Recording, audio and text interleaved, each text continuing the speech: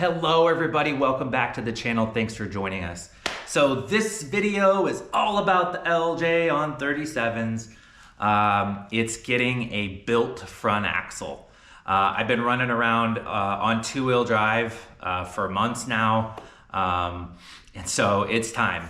We've got a built, like I said, built 44. Barnes trusses, mounts, gussets, Revolution 5.38 gears, and the big piece of the puzzle was the aux locker. So I'm not gonna film any of the switcheroo from two-wheel drive to four-wheel drive, the axles that is, but we will pick it back up when it's time to like put the cover on the aux and set up all that, and set up the steering and some of this. So be a few slices, but hopefully you will enjoy the end product. I now feel bad that I didn't film any of this. Had a comment from a fella that said he wanted to see me turn wrenches. So I skipped all that. Now I kind of feel bad, but nevertheless, if you can see in here, there's that Barnes truss, looking great. There's the aux. Okay, I got a flashlight because it's dark. That's pretty neat. So from end to end, this is completely brand new.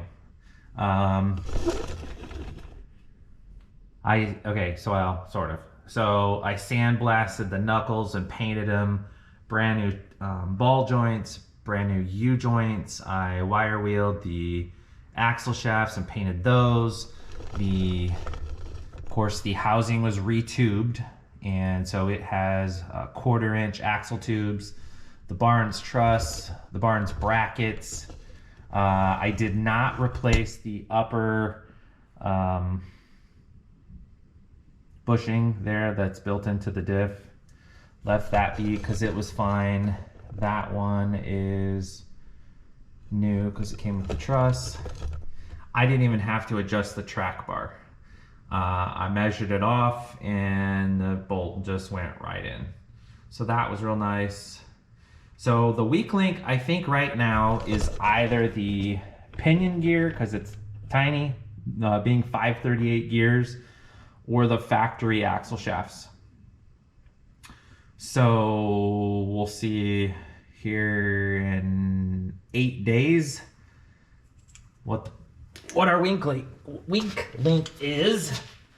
And I did want to show you one thing. I had to cut the bar pins. Had to cut the bar pins because of how you can see that there, how the bracket is. It's just a through bolt. Let me see, make sure that you can see that. Yeah, it's a through bolt. So I just had to cut the bar pins. I could have pulled the shocks off completely, but frankly,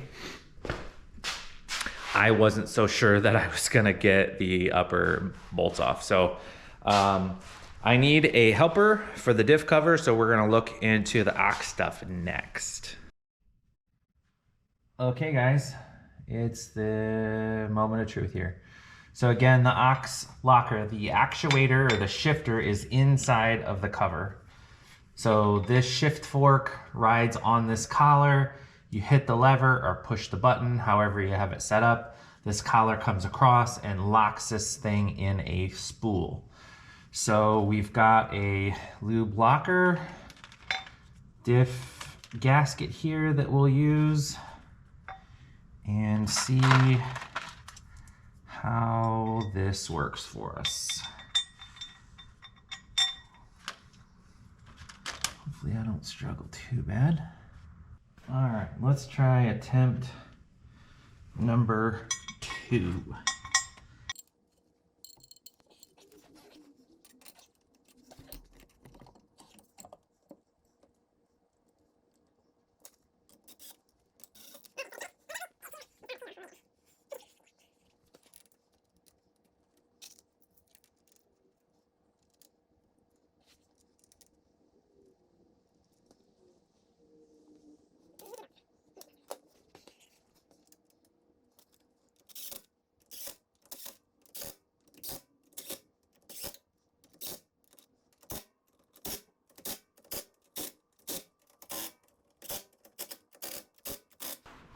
All right, so now I'm definitely gonna have to phone a friend for the cable install, but that is looking really, really good.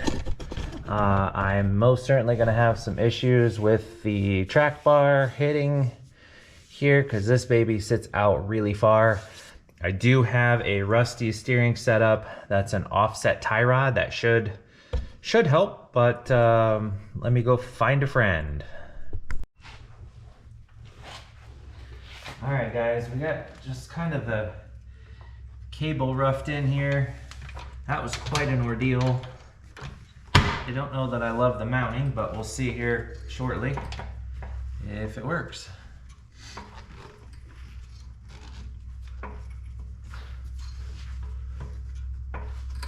That's probably fine. Okay, maybe a little more. Okay, so that's not locked. Okay, you can stop.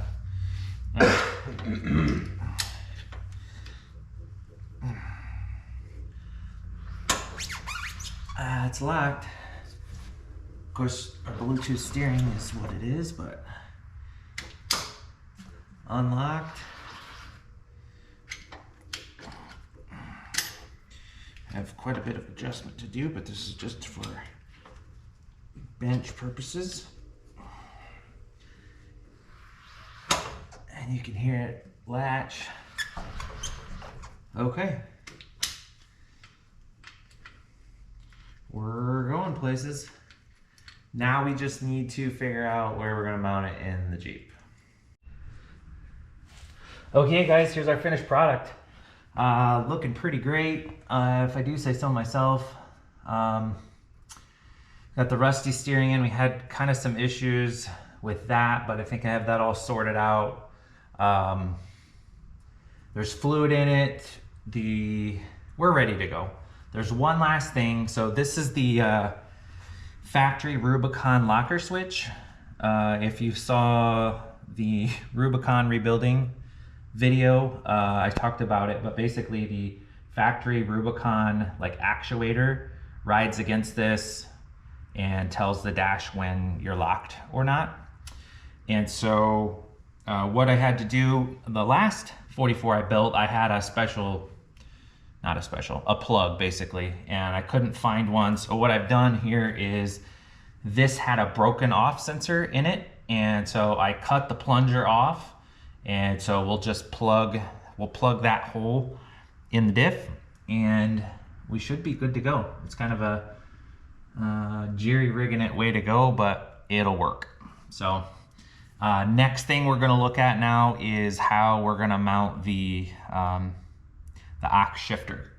I kind of am not sure how that's gonna work, so we'll figure that one out together.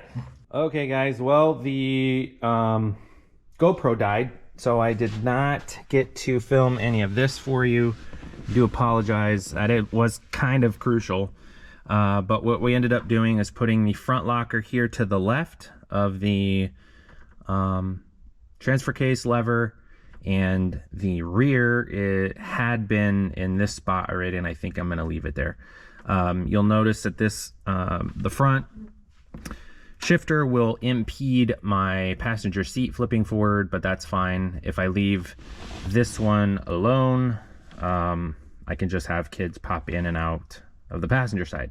It would look super cool to have, you know, the one here and then the one maybe back over here, but then I would lose that ability of the passenger seat flipping forward.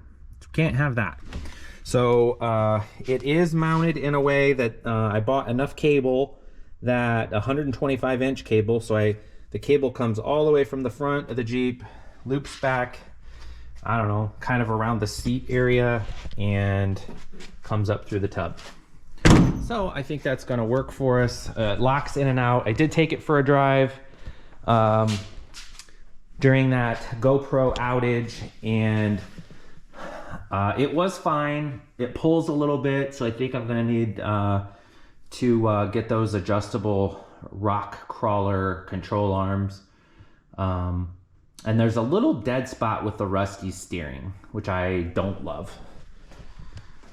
I read about that. If you notice, it's not the factory like Y think they call that a T maybe, or crossover possibly.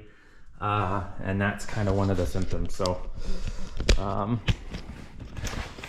yeah, looking pretty good otherwise. So I have so many folks to thank here. R&R Fab Works, Sturgis, Michigan, for retubing the front axle and welding all the barn's parts on. Rich is a great dude, great fabricator, the best Tigger I've ever seen in my entire life.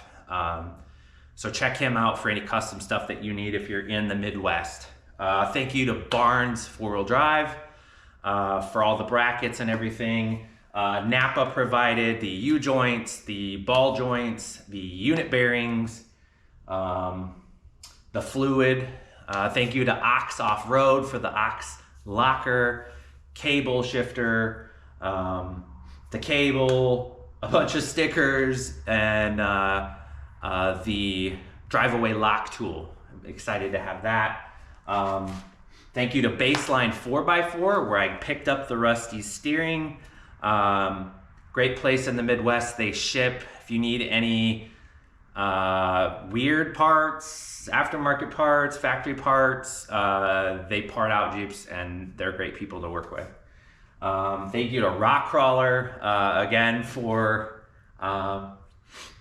your support. And I don't know if I told you guys or not, maybe you picked it up, but I am a brand ambassador for Rock Crawler. Part of Team RK, love their stuff. Been a customer for almost 18 years now. Am I forgetting anybody? I sure hope not.